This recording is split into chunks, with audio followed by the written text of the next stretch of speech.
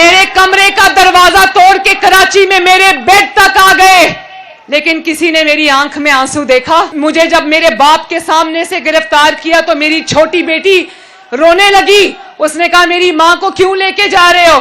لیکن میں اپنے باپ کو حوصلہ دے کر گئی، میں نے کہا فکر نہ کرنا۔ 2 گھنٹے کی گرفتاریوں میں جس طرح بچوں کی طرح یہ بلک بلک کے رو رہے، قسم سے ترس آتا ہے ان لوگوں کے اوپر۔ کہتے تھے کہ پہلی بار ٹکر کے لوگوں سے پالا پڑا ہے، ٹکر کے لوگ زمین پر بیٹھ کے بچوں کی طرح رو رہے ہیں۔ جو 4 سال یہ کہتا رہا کہ ان سب کو جیلوں میں ڈالوں گا، آج کہہ رہا ہے آؤ اور جیلیں بھرو۔ جو 4 سال یہ کہتا رہا میں ان سب کو رلاؤں گا، آج وہ بچوں کی طرح چیخیں مار مار کے رو رہا ہے۔ نہ کرو بھائی، مجھے ترس آتا ہے، اس طرح نہ رو، تھوڑا حوصلہ کرو۔ ایسا کرتے ہیں، چندہ جمع کرتے ہیں اور ان کو ٹیشو پیپر کا ایک ٹرک بھیجتے ہیں۔ کل سن رہی تھی، کہہ رہا تھا جیل بھرو تحریک۔ 4 سال جب یہ وزیر اعظم بنا بیٹھا تھا تو جیب بھرو تحریک چلا رہا تھا، اور اب کارکنوں کو کہتا ہے کہ جیل بھرو تحریک شروع کرو۔ تو اگر جیلیں بھرنی ہے تو سب سے پہلے بسم اللہ کرو، اپنی ضمانتیں کینسل کراؤ اور آؤ نا ذرا۔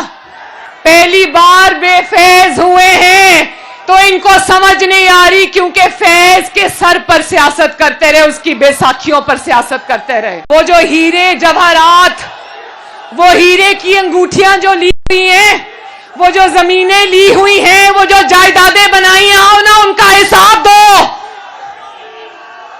یہ جو گھڑیاں چوری کی ہوئی ہیں اور قوم کی امانت جا کے بازاروں میں بیچ کر خانہ کعبہ کی، شرم آنی چاہیے، خانہ کعبہ کی سعودی عرب نے گھڑی دی تھی، جا کے بیچ آیا۔ لوگوں کو کہتا ہے کہ جیلیں بھرو، اور خود کہتا ہے، خود بزدلوں کی طرح زمان پاک کے بنکر میں چھپ کے بیٹھا ہے، اور کہتا ہے کارکنوں آؤ۔ خواتین کو بلا کر زمان پاک میں کھڑا کیا ہوا ہے کہ کہیں مجھے پولیس پکڑ کے نہ لے جائے۔ اپنی اکانومی ٹھیک کر لی، اپنے گھر کی معیشت ٹھیک کر لی، پاکستان کی معیشت برباد کر کے رکھ دی۔ اور صرف کارکردگی بدترین نہیں تھی، صرف حکومت میں پرفارمنس خراب نہیں تھی، اپوزیشن میں بھی پرفارمنس خراب ہے۔ اگر حکومت کرنی نواز شریف سے نہیں سیکھی تھی تو اپوزیشن کرنی نواز شریف سے سیکھ لی ہوتی۔ ٹینکوں کے آگے لیٹنے کا دعویٰ کرنے والے بار بار بلک بلک کے رو رہے ہیں، ٹی وی پر دیکھ رہے ہو نا۔ پہلی بار بے فیض ہوئے ہیں۔ کیا نواز شریف صاحب کی جرأت اور بہادری یاد ہے نا؟ کیا بیٹا ہے اس قوم کا، بیوی کی موت کی خبر بھی جیل میں ملتی ہے، لیکن کسی نے اس کو روتے دیکھا؟ بیٹی کا ہاتھ پکڑ کے پاکستان واپس آیا، جیل چلا گیا، کسی نے روتے دیکھا؟ سینہ تان کر انتقام اور جبر اور ظلم کا سامنا کیا، کسی نے اس کو روتے دیکھا؟ جیل میں بیمار تھا مگر ان سے بھیک نہیں مانگی۔ بیٹی کو باپ کے سامنے گرفتار کیا، کسی نے نواز شریف کو روتے دیکھا؟